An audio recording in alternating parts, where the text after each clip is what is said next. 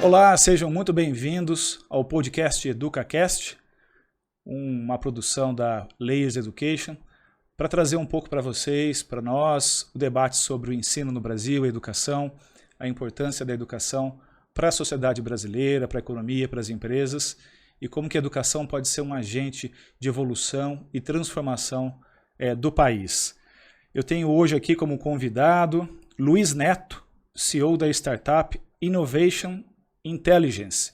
É uma startup com sede em São Francisco, na Califórnia, que tem como proposta, que tem como objetivo facilitar a vida aí de quem busca introdução, recolocação no mercado de trabalho.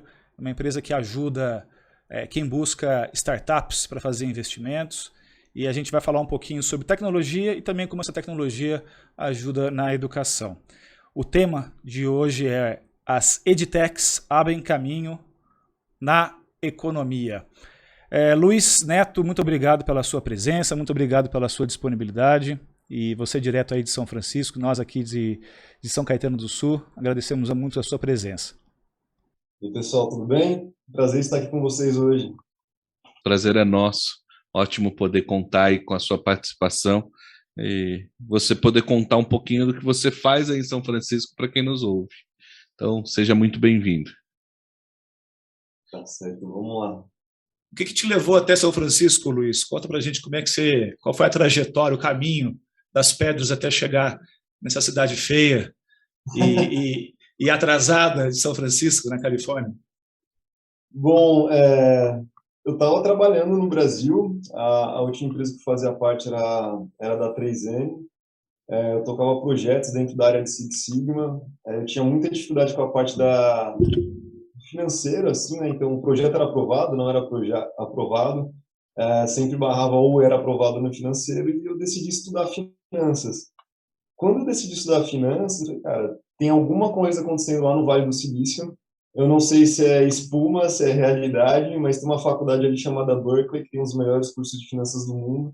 Vou pegar um avião, vou parar um pouco a minha carreira, tirar um ano para fazer uma pós-graduação em finanças.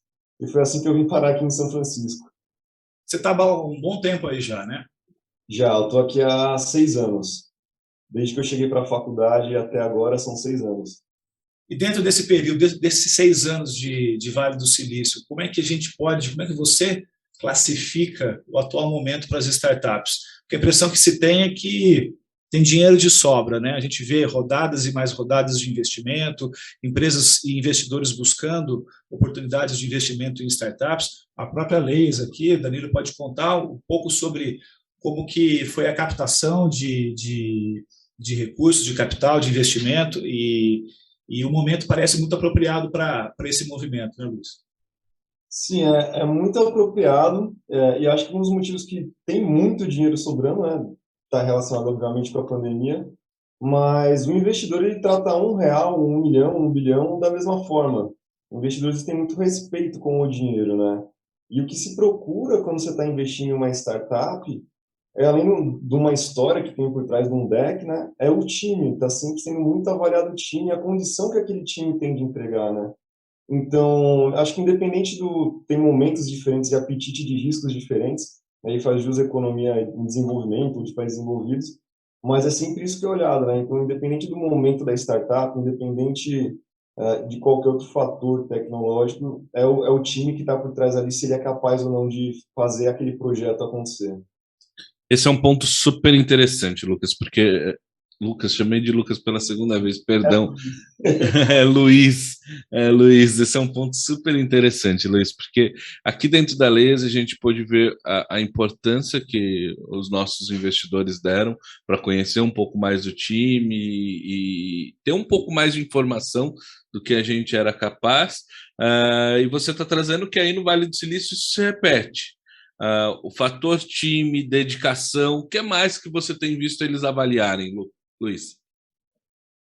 Depende muito do momento da startup, né? Então, se você está vendo uma startup mais novinha, por exemplo, numa fase de aceleração, no investimento anjo, eles estão bem interessados no time, na proposta do time, na visão do empreendedor, de onde ele quer chegar. Quando você vai para um pré-seed, para um investimento seed, ainda no early stage, eles estão interessados em entender como é que aquele time, com aquela estrutura, evoluiu, tanto na parte da tecnologia, tanto quanto na parte da atração da startup, né? E aí, quando a gente fala atração, é algo muito até místico, né? Porque para uns, tração é somente dinheiro, para outros, tração é quanto é que aqueles poucos clientes estão usando a sua plataforma. Daí tem uma variação muito grande de negócio para negócio, indústria para indústria e investidor para investidor. Mas o ponto principal são essas fases, né? Então, de um anjo, de uma aceleradora, a visão do empreendedor e o time para construir aquilo. Num pre-seed, seed, você está falando muito de como que você conseguiu tirar a ideia do papel e mostrar esses sinais de tração, e aí tem algumas formas de avaliar. Série A, você está procurando ver como é que você vai expandir esses negócios, como é que você vai criar uma estrutura. Série B, você já está com um produto definido, um market fit claro, e aí como é que vocês vão fazer para escalar esse negócio globalmente. E série B para frente, aí vai um pouco da visão também dos projetos, da ambição da empresa, dos investidores, e aí são rodadas extremamente mais altas, até que chega um momento ali na frente que é private equity, private banking, que está aportando, fazendo esses aportes, né? Como é que você que está aí fora, né? Você que está nos Estados Unidos, no coração de onde a tecnologia acontece, como é que os investidores e as empresas aí dos Estados Unidos, aí do Vale do Silício, olham para as empresas de tecnologia no Brasil? Porque a gente vê que o ambiente econômico, o ambiente de negócios no Brasil, de forma geral, foi prejudicado nos últimos anos com pandemia, a dificuldade da economia e tal, mas a impressão que se tem é que as empresas dos investidores de fora separam a economia brasileira das empresas de tecnologia, como se fossem mundos diferentes, né? As empresas brasileiras de tecnologia ainda atraindo a atenção dos investidores internacionais, ainda atraindo recursos, ainda atraindo investimentos, de olho buscando essa criatividade brasileira, essa inovação brasileira. Essa percepção minha está errada, Luiz? Assim, existem dois mundos na cabeça do investidor quando você olha para o Brasil? Quando eu penso nesse olhar que você está falando do investidor, olhando especificamente para o Brasil é um país muito diverso, né? Então, morando aqui 6 anos, eu consigo perceber algumas questões mais de como que os povos se misturam, né? Aqui é bem segmentado, né? Então, asiáticos, negros, hispânicos, latinos. No Brasil, um fator muito a favor da gente, a gente percebe que todo mundo se mistura, então todo mundo é amigo, todo mundo conversa, não tem algumas bolhas igual se identifica aqui. Isso é muito bom para o ponto da diversidade. Então, pessoas diferentes, com backgrounds diferentes, trocando informações, conseguem ter essa criatividade, conseguem... E aí, em qualquer aspecto, né? Desde a música até um novo negócio como uma startup, você consegue criar coisas diferentes. O que eu acho que falta um pouco no Brasil seria um pouco mais a parte da educação, né? Então, o investidor internacional está olhando o Brasil, ele entende toda aquela esfera de criatividade, entende todo esse potencial, mas ele ainda pensa um pouco como é que essas pessoas criativas, com ideias diferentes, vão conseguir levar uma tecnologia para frente. Existe um gap muito grande na língua inglesa, por exemplo, então, praticamente tudo que é desenvolvido em inteligência artificial utiliza a língua inglesa, e se você não está por dentro disso, você não consegue participar de fóruns, você não se engaja nessa comunidade, e aí você não tem tanto essa desenvoltura aí para crescer tanto quanto as startups, que, por exemplo, na Índia, praticamente todos os desenvolvedores falam inglês por lá. Então, para eles é mais fácil estar na frente de uma tecnologia mais de ponta do que no Brasil, a visão que eu tenho. E o que o investidor gosta de fazer no Brasil é de pegar justamente essa parte da criatividade e depois ajudar a montar um time para escalar. Fantástico esses pontos que o Luiz traz, Hugo, porque é visível que o investidor que está aqui olhando as edtechs, as startups no Brasil de modo geral, ele está muito focado em fintech, agora entrou um pouco mais as health. É um primeiro momento que as edtechs estão começando a ver que existe dinheiro muito além do dinheiro dos grupos, dos verticais de ensino e dos grandes sistemas. Então, é o momento da edtech brasileira olhar para tudo isso que o Luiz está trazendo e surfar essa onda, né? Aproveitar essa oportunidade para construir um modelo de negócio sustentável, apresentar isso para os investidores, porque mercado tem. E acho que você, enquanto jornalista de negócios, sabe, você tem noticiado muito pouco edtechs sendo investidas no Brasil, né? Realmente. O que eu percebo também no mercado, não sei se você, Danilo, e você, Luiz, concordam, o Brasil tem um potencial gigantesco de crescimento, não só porque é um país gigantesco, um país continental, com 213 milhões de habitantes, né? E um potencial gigantesco também de aumento da renda e do consumo da população. É só o país não fazer nada errado que ele vai para frente sozinho, né? Então, e eu percebo que assim o potencial de crescimento do Brasil em vários setores, na educação, na tecnologia, na saúde, é imenso e muitas vezes incomparável com outros países que são menores, que têm economias menores, ou então países que são ricos, mas têm economias muito maduras. Estados Unidos e Europa, você tem empresas de todos os tipos, de vários segmentos, já muito bem consolidados. Então, o potencial de crescimento nesses mercados maduros é muito mais difícil. No Brasil, como tem que se fazer quase tudo em quase todos os setores, então os negócios, as oportunidades, elas são de potencial de crescimento exponencial, né? Olha, falando principalmente de edtechs, que é um pouco que o Daniel também acabou de falar, e você também está apontando esse crescimento do Brasil, eu acho que está mudando um pouco disso, né? Então, eu vejo fintechs, se a gente olhar hoje na plataforma de fintechs que receberam aporte, tem em torno de umas 17 mil, mas quando eu pego para EdTech e começa a ficar mais estável, né? Quando eu pego EdTech para a gente olhar, cara, eu vejo que é um movimento assim quase que exponencial. Você vai vendo que vem crescendo, crescendo, crescendo. Então, há um interesse em mudar a educação, é um mercado gigantesco. As coisas que eu vejo, principalmente na pandemia, online learning pegou fogo, né, praticamente. Todo mundo começou a investir em aprendizado online, tanto corporativo, educacional, para crianças, né? Mas também em pontos de tecnologia para sala de aula, gerenciamento do aprendizado, linguagens, né, que é um ponto que a gente acabou de comentar. E eu acredito que boa parte do capital que está sendo aportado está sendo justamente em países em desenvolvimento como o Brasil, por todos esses pontos que você falou, e porque tem um grande mercado a ser desenvolvido e muito capital para gerar dentro do próprio país para que isso cresça. Então, eu estou na linha com vocês dois aí. Para mim, a EdTech, apaixonado por educação, né? Também é uma das bolas da vez, é algo que tende a crescer cada vez mais, ganhar mais atenção.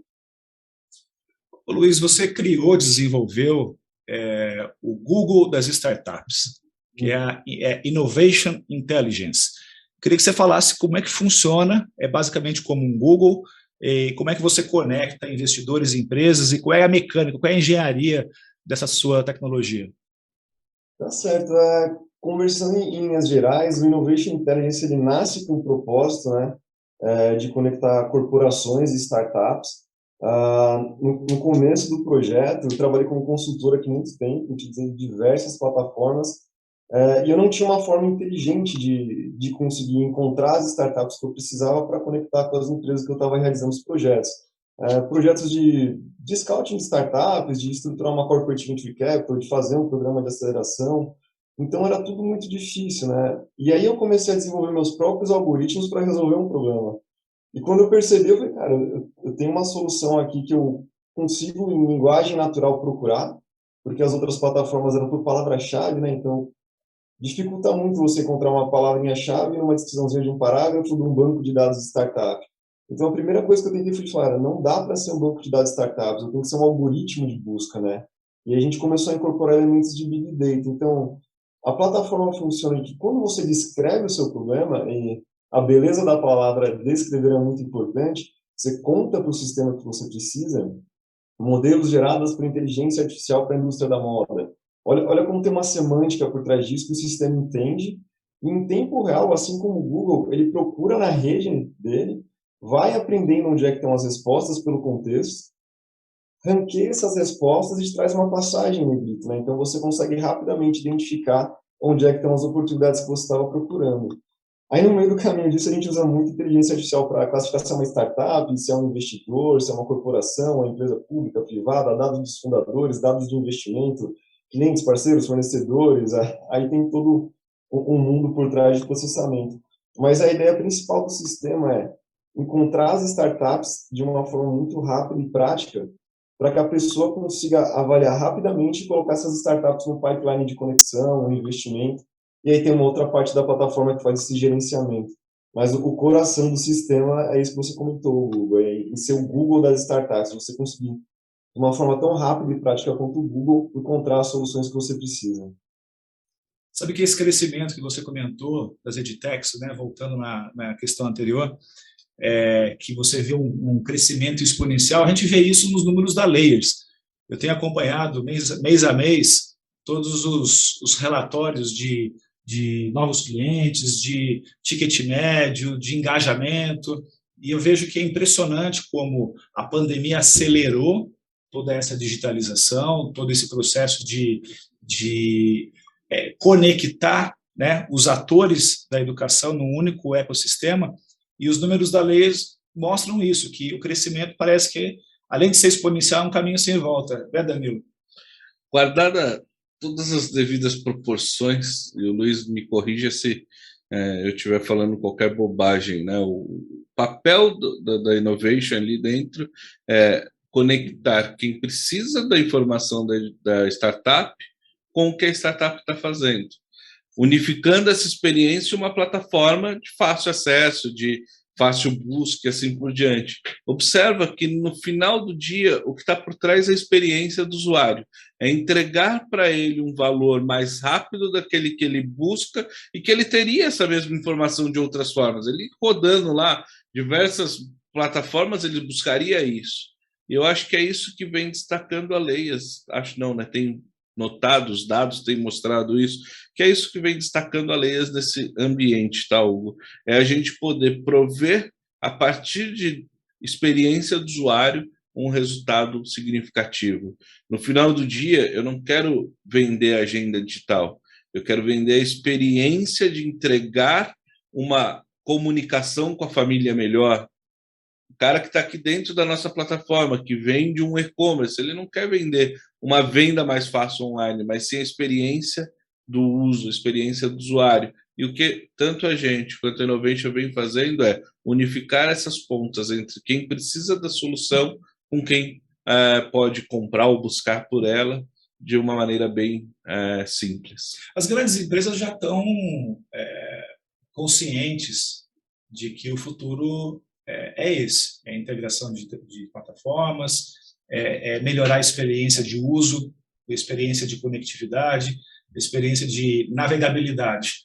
Agora, eu queria saber de você, Luiz, quais são as empresas que você atraiu até agora e qual é a solução que você entrega para elas? Porque assim como a Layers consegue entregar solução para essas escolas, para essas instituições privadas de ensino, né, trazendo essa conectividade, esse ecossistema, eu queria saber quais são as grandes empresas e qual foi o benefício que elas tiveram contratando a Innovation.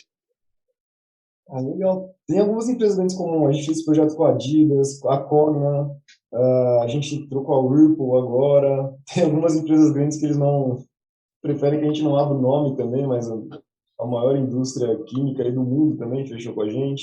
E o interesse dessas empresas está em diversos focos. Um deles é esse que o Danilo comentou. O mercado hoje de inovação corporativa ele é extremamente fragmentado e o que a gente faz é melhorar, um dos pontos nossos também, é melhorar a experiência do usuário, né? Então, se a gente pegar um fluxo, e aí já explicando como é que elas utilizam a plataforma, no primeiro momento as empresas estão procurando oportunidades, né? Como que elas fazem hoje? Elas vão no Google procurar startups, e aí o Google ele tem um algoritmo dele que você pode tentar procurar uma startup, mas é mais desenhado para você encontrar uma TV 29 polegadas, Samsung de tal faixa de preço, entendeu? Uhum. A informação dos founders eles vão através do LinkedIn. Se eles querem reports, eles acabam indo atrás da McKinsey. Gerenciar o pipeline de inovação vai no Pipefy. Para pegar todos esses dados, tem um Power BI. O Innovation junta tudo isso numa plataforma só. Isso ajuda a empresa e todas as pessoas que estão na empresa a ter um conceito que chama Data Democracy, né? Que é todo mundo ter acesso à mesma base de dados, à mesma forma de consumir os dados, e aí a empresa toda consegue se beneficiar da plataforma, né? Não fica com data silos, onde cada um está com uma fonte de dados isolada e diferente, ninguém consegue tomar uma decisão. E aí o outro ponto também é quando você junta essa experiência do usuário com inteligência artificial, você consegue acelerar muito todo esse processo, né, que é o segundo ponto. Então, imagina hoje que se a cada 100 buscas que a gente tem na plataforma hoje, são 150 mil atualizações. É impossível para um humano fazer isso, né? Então, aí entra a nossa parte de ter esse trabalho operacional feito por inteligência artificial. E para o usuário do lado dele, ele só está ali, ele pesquisa, ele acha que ele procura, ele tem onde jogar essa informação para fazer um processo lá dentro, ele consegue tirar insights, e daqui a pouco, um dos próximos passos, ele está conseguindo prever o futuro dos projetos dele. Né? Então, quanto mais ele popular os dados na plataforma, mais ele vai conseguir projetar os resultados dele conosco. Agora há pouco eu estava conversando com o Danilo, a gente estava batendo um papo na hora do almoço, sobre como é desafiador, como é difícil você encontrar o candidato certo para a vaga certa. Porque, assim, candidato tem, vaga tem. Agora, para você encontrar, dar o match ideal ali entre o candidato e a vaga que você precisa, é uma tarefa bem complexa. Isso acontece também nos Estados Unidos? Vocês têm aí problemas de contratação? Porque muito brasileiro também está indo para os Estados Unidos, né? Eu vejo que muito profissional de tecnologia está migrando para empresas americanas, ou trabalhando em home office aqui no Brasil, ou trabalhando aí nos Estados Unidos. Mas fala um pouquinho para a gente, e depois eu queria que o Danilo também falasse sobre os maiores desafios de contratar. Daí a gente tem uma visão dos Estados Unidos e uma visão do Brasil. Essa pergunta é muito legal que você fez, porque o que eu vejo que aconteceu com o cenário da pandemia, né? Muitas empresas elas viraram remote only, né? Todo mundo trabalhando de casa. E o que elas perceberam? Poxa, se eu sou uma empresa remota, eu consigo contratar na Índia, eu consigo contratar no Brasil, eu consigo contratar nos Estados Unidos, eu consigo contratar em qualquer lugar do globo, né? Então, para o desenvolvedor, ficou muito mais competitivo, tá? E também criou uma arbitragem. Então, um desenvolvedor dos Estados Unidos, sei lá, que ele fosse um desenvolvedor nota 7, para ele competir com um desenvolvedor no Brasil que também é nota 7, para a empresa vale muito mais ali atrás do brasileiro que está trabalhando no home office e contratar esse brasileiro, né? Então gerou uma globalização da mão de obra. Mas em compensação, eu acho que no caso do Brasil, por conta da questão da língua que a gente falou, os desenvolvedores brasileiros que estão sendo contratados, eles não estão participando dos projetos que são críticos, né? Quando a gente fala de inteligência artificial, quando a gente fala desses projetos que são mais, eu vou falar de projetos top tier, né? Que tem alguma coisa de propriedade intelectual. Então, eu acho que o nosso desafio é educarmos, né? E aí vem a função das edtechs, para que a gente consiga ter a nossa mão de obra mais qualificada e aí estar participando dos projetos mais interessantes. Então, eu vejo esse cenário de contratação, quando a gente está falando de empresas, né? Que globalizou, se tornou mais competitivo, criou uma arbitragem de salário, sim, mas que o Brasil ele precisa estar aí correndo atrás de se educar, principalmente na questão do idioma, para conseguir acompanhar. No cenário de startups, a coisa muda um pouco, né? Porque quando você está falando de startups, independente do salário, uma startup ela tenta atrair quem está interessado em equity, em fazer um negócio que vai mudar o mundo. Se uma startup começar a contratar as pessoas e trazer as pessoas para o time que só sejam interessadas no salário, cara, essa startup aí tá fadada ao fracasso, porque ela vai ter funcionários e não pessoas que vão estar dispostas a carregar ali a cruz junto com elas. Então, para o cenário de startups, eu acredito que teve um impacto menor, obviamente a contratação continua sendo global, mas a questão do salário não impacta tanto. Continua se procurando as pessoas que estão interessadas em construir algo em troca de equity ao invés de um salário, porque aquela equity vale exponencialmente mais do que o salário se o time estiver unido e levar um projeto vencedor. Sem dúvida, o que o Luiz traz complemento que a gente sente aqui no Brasil, né, Hugo? Eu tive a oportunidade de ir em uma conversa com uma pessoa de alto escalão do Banco do Brasil, ele me sinalizando que era muito mais difícil para ele contratar dev do que o Nubank contratar dev. Ele falou, existe por trás um propósito do roxinho, ele ainda brincou.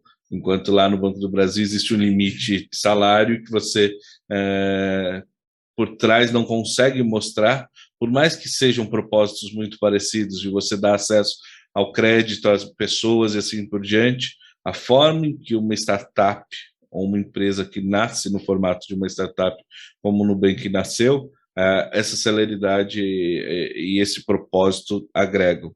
Mas não é fácil. Falando de Brasil, por mais que as startups ainda estejam conseguindo de alguma maneira contratar, é bem complexo, porque o Luiz trouxe pontos extremamente relevantes, né? O ponto do idioma é uma dor, mas o brasileiro é altamente bem quisto em todo lugar do mundo pelo poder criativo de resolver problemas, né? Então, aquele que tem um idioma ainda que não tão fluente, mas que consegue resolver os problemas ali, ele é muito bem olhado. E aí, quando você compara numa economia como está a nossa, o dólar chegou há semanas atrás a 5,70, e para uma empresa americana pagar $5.000 por mês por um dev, é pagar praticamente um dev de nível 4, 5 ali, na visão, usando a nomenclatura que o Luiz utilizou. Para a gente chegar num salário de $5.000 vezes 5,70, inviabiliza uma operação de uma startup. Então, por mais que a gente compreenda que o propósito ainda faz trazer dev, o equity ainda anima o dev estar aqui, tem por trás o imediatismo do brasileiro, que essa é uma dor muito grande. O brasileiro, ele não consegue esperar, né? Eu ouvia esses dias, lendo um material do JP, CEO da Hotmart. Eu lendo o material do JP, ele pegou e falou: o cara sai da universidade, ele passou 4 anos no mínimo na universidade, ele leva 6 anos, 8 anos de carreira até ele assumir um cargo de gerência, de direção, o qual ele de fato vai ter um bom salário. E o infoprodutor brasileiro lança o primeiro curso online e já está faturando milhões. E quer queira, quer não, é o nosso jovem adolescente. Ele acabou de aprender a fazer as primeiras linhas de código dele. Ele já acha que ele tem que estar ganhando ali os $5.000 americanos no mínimo. Então é um desafio grande. Você tem que ter propósito, você tem que mostrar o porquê você quer. E aí é onde eu trago para a educação. Nosso objetivo é democratizar a educação brasileira. É você pensar que aquilo que você passou na sua escola enquanto aluno, você pode entregar um valor maior para o aluno do futuro. Então, é baseado nisso que a gente vem construindo a nossa história, conquistando os nossos devs, apanhando um pouco, perdendo para os mercados internacionais, mas faz parte do jogo, né? Sabe que eu vejo uma revolução no mercado de trabalho puxado pelas empresas de tecnologia, Luiz e Danilo. Por que eu vejo isso? Porque na minha geração, eu que já estou na casa dos 40, os pais orientavam os filhos a se formarem, prestar um concurso público, entrar numa estatal, né, e ficar ali até o fim da vida, né, se aposentar com um bom salário. Ninguém quer mais isso, ou pouca gente quer isso, porque só a estabilidade do emprego já não atrai mais ninguém. Essa nova geração não só não se preocupa com a estabilidade, como também não se preocupa com o salário, né? Eles querem empresa com propósito, eles querem empresa que tenham afinidade de pensamento com aquilo que eles acreditam também. Então, eu acho que essa geração nova, essa molecada, no bom sentido, essa meninada nova que está entrando no mercado de trabalho agora, eles têm uma vocação muito forte para transformar esse mercado de trabalho, sair da estabilidade, do emprego público. O próprio Danilo trouxe o exemplo de Nubank, que consegue contratar mais fácil do que o Banco do Brasil, né? com aquele plano de carreira engessado. Lógico que você tem ali vários benefícios, tá? Mas esse engessamento do plano de carreira, muitas vezes não está em sintonia do que o jovem quer. O jovem quer ir para o Nubank, está mais ligado com aquilo que ele pensa, tem propósito, né? Então, eu acho que isso é muito interessante. Mas eu não trouxe um ponto que acho que o Luiz deve complementar, mas eu vou deixar a pincelada aqui. Cultura, né? Uhum. Por trás também está a cultura. E fazendo esse contraponto do que você falou, né? Eu recordo que a primeira vez que eu estava ali me entendendo como gente, ouvindo algumas conversas em casa, É aquilo que você vai ouvindo, né? Ah, mas o ambiente não está tão legal, mas tem que trabalhar, faz parte. Ouvindo ali meu pai e minha mãe dialogando. Hoje não é isso. O ambiente não está legal, eu sei que eu posso contribuir muito mais. E aí cabe a nós, fundadores e à frente de empresas, construir culturas que de fato agreguem. Por quê? O prazer de se entregar em um ambiente muito mais confortável faz com que muitas vezes o cara nem perceba que ele esteja trabalhando e ele continue entregando. Então essa cultura ela está atrelada, inclusive, aos seus status. Quando você começa a observar que a forma que você tem no seu ambiente é o quanto também você se dedica a entregar mais e mais, você deixa de fazer por obrigação, né? E aquilo que a gente faz por prazer normalmente sai muito melhor feito, muito melhor desenvolvido. Uma realidade nos Estados Unidos também é essa, Luiz? Sim, sim, concordo. E acho que como que empresas grandes podem se reorganizar, né, para competir não somente com esses salários estratosféricos que empresas americanas conseguem pagar para o Brasil. Eu acho que é bem no ponto da cultura mesmo, né? A gente falou um pouco de propósito, mas o que o Danilo falou agora da cultura também é super importante, né? Igualmente importante, na minha opinião. Vou usar o exemplo do Innovation Intelligence. Na nossa empresa, a gente pegou bastante, praticamente Ctrl+C, Ctrl+V no deck de cultura do Netflix, né? Eles pregam um conceito de liberdade e responsabilidade e de meritocracia também. Na prática, o que acontece? A gente tem os devs que trabalham aqui com a gente, todos eles são sócios da empresa, para terem o comprometimento, terem o retorno do que eles estão construindo, que é importante. Mas, por exemplo, se um deles quer jogar bola 10 horas da manhã, toda terça-feira, se ele quer fazer um curso de inglês 2h30 da tarde, se decidiu que não vai trabalhar hoje de manhã e vai trabalhar umas 4 da manhã porque ele quer, a gente tem essa questão dessa liberdade, né? Mas, em contrapartida, ele tem a responsabilidade dele com as entregas, ele tem o roadmap organizado, e o que eu percebi o que é mais interessante que a gente montou de tudo isso é que a nossa entrega é absurdamente alta, tá? A gente pegar 6 meses que a gente construiu, todos os nossos investidores e clientes também se põem de cabelo em pé, falam, nossa, como que vocês fizeram tudo isso? Em resumo, assim, do que a gente pegou o investimento pré-seed para agora, a gente colocou mais de 1 milhão de startups para dentro, criamos trocentas features, e eu acho que é bem graças a esse modelo de liberdade e responsabilidade. Então, você está livre para fazer o que você quiser durante o seu dia, você gerencia o seu tempo, faça o que você quiser, contanto que a gente consiga manter nossa operação, contanto que se a gente vai fazer uma reunião, você esteja presente, mas não presente ali na cadeira, mas esteja presente ativamente, com o corpo presente, tendo ideias, discutindo. Eu nunca tive um problema, e a gente começou isso do day zero, né? Eu nunca tive nenhum problema com engajamento, com propósito, com vontade de fazer acontecer dentro da equipe, porque eles têm essa questão da cultura bem dentro deles. E acho que quando a gente contrata aqui, quando a gente chama alguém para fazer parte do time, o que eu quero mais entender, além, obviamente, da qualidade técnica da pessoa, no caso do desenvolvedor, mas se ele tiver muito mais capacidade de liberdade e responsabilidade, dele entender um conceito de uma meritocracia, que não é porque ele está trabalhando 10 horas por dia que ele vai, sei lá, receber uma promoção, vai ter mais equity da empresa do que um que trabalha 2, vai ser quem entregar mais. Eu acho que isso conta muito, porque nesse momento eles conseguem ter qualidade de vida, eles conseguem ter o retorno financeiro, porque conforme vai crescendo a situação de todo mundo melhora, eles conseguem ter esse propósito dentro deles e ter essa vontade de trabalhar, de estar mais presente e fazer aquilo funcionar. O maior medo de todos eles, vamos supor que se nossa startup quebrasse, seria voltar para uma empresa onde eles têm que bater cartão, onde eles têm que conviver com politicagem, onde eles têm que estar com medo de alguém lá e puxar o tapete deles ou mostrar que eles são melhores que ninguém, de ficar com todo aquele cenário que a gente entende dentro de grandes empresas, né? E eu acho que o trabalho remoto vem e ajuda muito nisso. Dá a oportunidade de ter essa liberdade e responsabilidade em qualquer instituição. Luiz, qual é o conselho que você pode dar para startups brasileiras que tenham interesse em estrear no mercado americano? Como é que desembarca no Vale do Silício, monta uma operação, contrata aí grandes profissionais, pessoas de cabeça criativa e, de repente, começa a explorar esse mercado americano, que é um mercado gigantesco?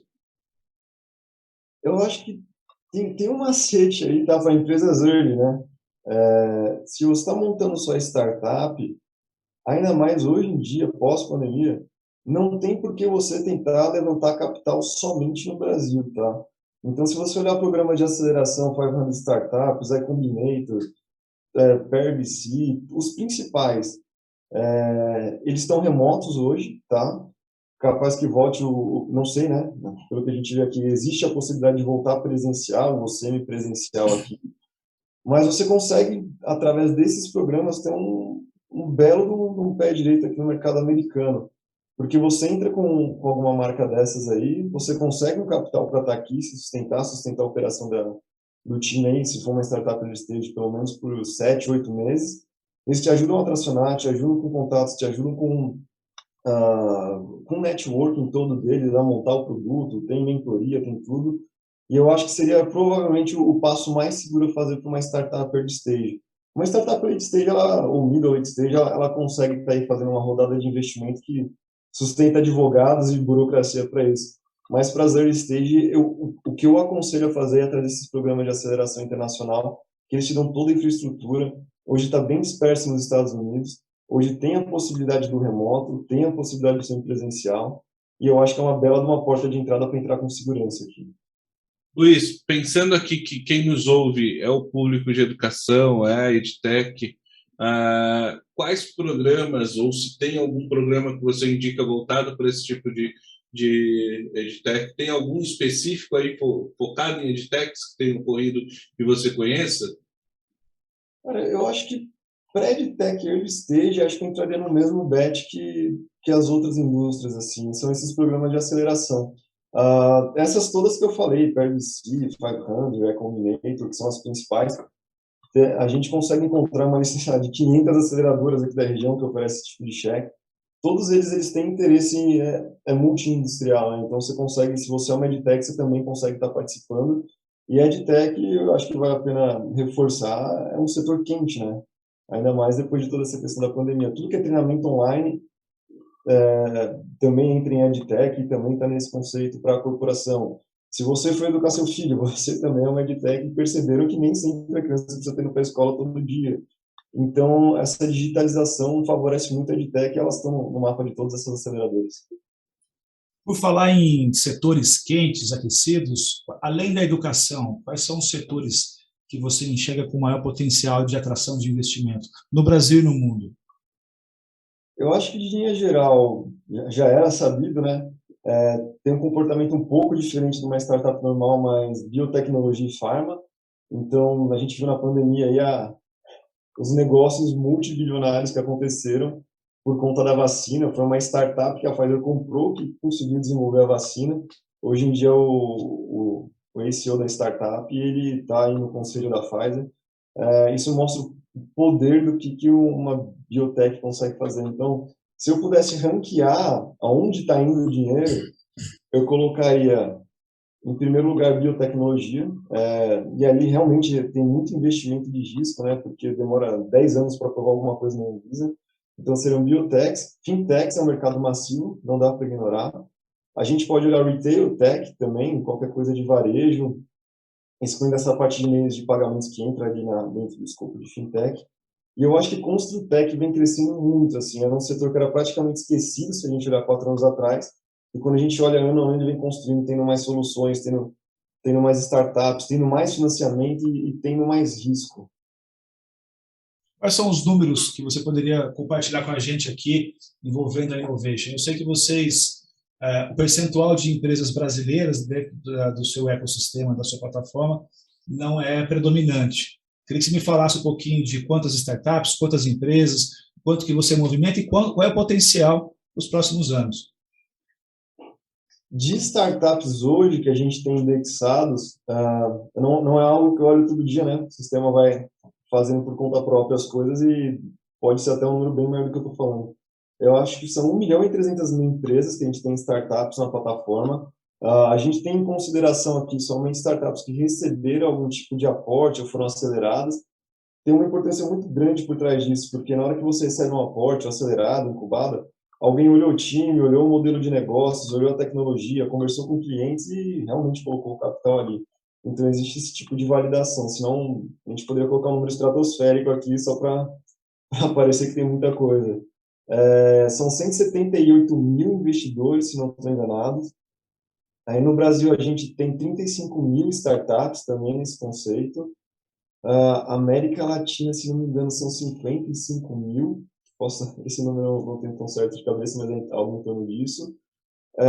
E de Innovation Intelligence, a gente fez toda essa guinada, foi de maio, junho para agora. Então a gente pulou de 200, 250 mil startups para essas 1,3 milhões de startups agora. Em questão de número de clientes, a gente vem tendo um crescimento muito grande. Então, o mês de janeiro para a gente aumentou 200% o número de clientes na plataforma. Então, praticamente todo dia está tendo reunião e as pessoas estão vendo o poder da plataforma e estão querendo fechar conosco. Danilo, parece que as startups vão dominar o mundo, né? Cada vez mais, Hugo, tem acelerado isso, né? As grandes empresas, elas consolidam, elas criam estruturas, exemplo do que o Luiz trouxe, né, da biotech com a Pfizer. A biotech talvez jamais conseguiria fazer a distribuição que foi feita. Ela vai depender de uma Pfizer por trás, mas a celeridade da pequena que tem ali, consegue testar, validar, analisar de maneira mais rápida, as startups elas estão no mercado e vão poder apoiar muito. E que bom que a educação está começando a ver isso, né? O mercado educacional tinha bastante receio das pequenas empresas, ainda mais tratando-se de Brasil, que você tem os grandes grupos, as grandes verticais tomando uma parcela, uma fatia de mercado muito grande. Então, que bom que cada vez mais as edtechs estão tendo esse espaço, estão podendo criar, inovar e acelerar o setor, que tanto depende de tecnologia. A pandemia mais do que nunca provou isso, né? Você acha que as grandes empresas tradicionais no setor de educação e também em outros setores vão conseguir se adaptar e conviver com as startups? Ou a tendência é que as startups, conforme ganhem musculatura, ganhem escala e ganhem maturidade, acabem, pelo modelo de negócio, acabem engolindo as grandes? Por exemplo, o setor bancário, né? A gente vê aqui no Brasil que os bancos digitais estão cada vez mais ameaçando os bancões, né? A gente vê que os grandes bancos, os bancos mais tradicionais e aqueles bancos que são mais sólidos no Brasil estão cada vez mais ficando com cara de startup, ficando com cara de fintech, reduzindo o número de agências, transformando o gerente, aquele que servia cafezinho na agência, em agentes de atendimento online. Então, a gente vê que esse processo acontece em vários setores. Na educação, Danilo, você acha que as grandes vão conseguir absorver e conviver em harmonia também com as edtechs? Hugo, esse cenário é bem interessante. O Brasil tem um mercado, falando de educação básica, principalmente setor privado, especificamente, é um setor que mais de 90% das escolas não pertence aos grandes grupos. Então, está na mão da escola comprar aquilo que faz sentido para ela, seja de um grande grupo, de uma grande vertical ou de uma startup. Existia-se por muito tempo o receio de por que comprar com o pequeno, sendo que eu tenho todo o suporte do grande e por trás de tudo isso. E na outro lado da mesa, você tinha as startups que dependiam muito dos grandes para poder rodar o seu produto, para poder pulverizar e disponibilizar isso para o mercado. Então, nas duas pontas havia interesses comuns e os grandes grupos, cada vez mais, quando viam que algumas dessas startups estavam crescendo, eles ofertavam uma aquisição, uma fusão, um M&A ou coisas do tipo, e eles passavam a fazer parte dos grupos. Esse cenário ainda não diminuiu no Brasil. Eu sou prova viva de que cada vez mais as verticais tentam comprar as startups. Mas, tendo investimento de outros fundos que não são ligados, e um pouco do que o Luiz nos trouxe, o dinheiro está aí, está na mesa, disponível para ser captado por empresas não só do setor. Isso torna a possibilidade de você construir sem depender da vertical maior. E aí sim, a celeridade de uma startup, que o peso, né, de uma vertical, um grande grupo, qualquer movimento é movimento, manobra de transatlântico, diferente de uma startup, que testa rápido, coloca o produto rápido no mercado. Existe uma expressão muito conhecida, e acho que nasceu aí nos Estados Unidos, Luiz, que é o apocalipse do varejo, né? O efeito Amazon, o efeito do e-commerce no varejo tradicional, no varejo físico, né? E o impacto da digitalização do varejo aí nos Estados Unidos foi violenta, né? Foi violento. Muitas lojas fecharam, muitas redes fecharam. Por outro lado, os e-commerces nos Estados Unidos cresceram demais. Quais são os próximos apocalipses que você enxerga causados por essa revolução tecnológica? Vamos lá, tentar fazer as previsões aqui, né? Cara, eu acredito, e venho acreditando já faz alguns anos, aí que já se vê hoje, né? Eu acredito que seja algo relacionados à tecnologia de blockchain, tá? Então, eu não acho que vai pegar uma indústria só, acredito que vai ser multi-indústria, né? Mas eu lembro que da 2017, 2016, eu estava fazendo projetos e eu vi o potencial da tecnologia, mas ela ainda estava naquela fase que o custo era muito alto, né? Por que eu digo isso? Então, se a gente pegar a cadeia de produção, você consegue rastrear uma cadeia inteirinha de uma farmacêutica, que foi um projeto que a gente fez, uma farmacêutica renomada, inclusive está envolvida nessa história da vacina também, né? Uma das principais, para rastrear com blockchain, né? E precisava de uma tecnologia, um sensorzinho ali, RFID, que era caro na época, mas a gente vê que conforme esse sensor vai ficando mais barato, o projeto começa a se tornar viável. Não estou falando de criptomoeda, mas a gente vê que existe uma aderência aí para todo mundo estar partindo para uma carteira digital. Então, eu acredito que a tecnologia, se eu pudesse apostar em alguma coisa, seriam em protocolos enterprise aí de blockchain, né? Então, como que blockchain está resolvendo dores de empresas, que aí daqui a pouco esse negócio chega no consumidor final, no B2C ou no C2C, de uma maneira mais escalável, tá? Então, para mim, a aposta fica qualquer coisa relacionada com blockchain, fiquem de olho. Legal, Luiz, muito bom. Luiz, quero te agradecer mais uma vez aqui pela simpatia, pela gentileza em participar do nosso podcast, o EducaCast, e espero que a gente possa voltar a se falar, trazer novas novidades aqui em outros episódios do EducaCast, e fica aqui o convite para quando vier para o Brasil, a gente poder gravar aqui pessoalmente no estúdio, tomar um café, bater um papo sobre o futuro das empresas de tecnologia. Hugo, antes de deixar o Luiz se despedir, eu acho que a gente tem feito, né, como Verdade. Uma ação aqui, o Luiz, para todos os convidados, que é trazer uma pergunta final, para deixar uma reflexão para quem nos assiste.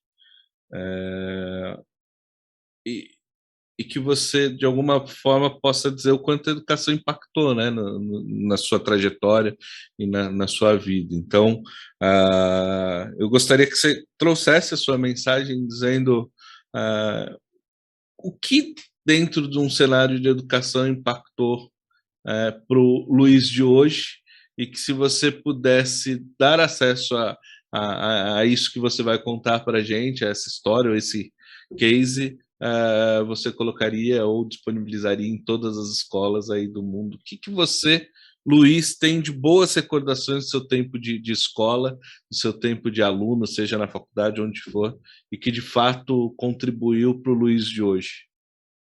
Nossa, cara, que legal. Assim, eu acredito que a educação, e aí tô falando do fundo do meu coração, tem a oportunidade de transformar tudo, né? Então, a pessoa que ela tem o acesso à informação e ela tem a vontade de se educar, ela consegue chegar onde ela quiser. Hoje em dia, você tem 300 formas aí de ter conteúdo para você aprender.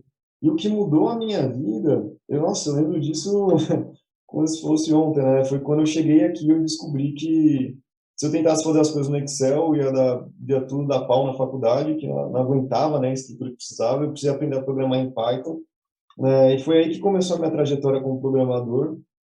E, cara, hoje existe Innovation Intelligence por causa desse meu primeiro desafio. E eu lembro que eu encontrei uma série de recursos online, e muito bem organizados, né? Então, edX, Codecademy foi o primeiro que eu fiz.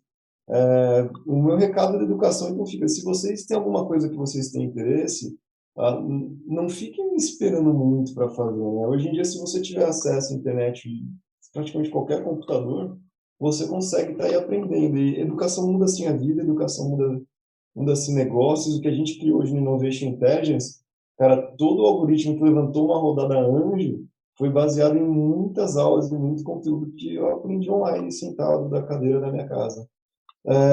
Tem outras histórias, a gente vê todo dia, a gente tem uma dentro do próprio Innovation de, cara, pessoas em situação desprivilegiada têm a vontade de aprender e porque tem esse acesso à educação online, eles conseguem ir aprender e viram programadores e mudam a história da vida deles, né?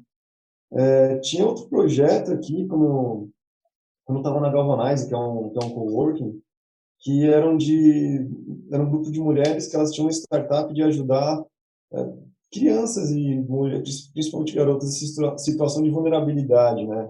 Ou seja, comunidades muito pobres, muitas vezes as meninas se prostituíam, né? O que acho que cabe aqui no nosso tema, roubavam, faziam coisas ruins.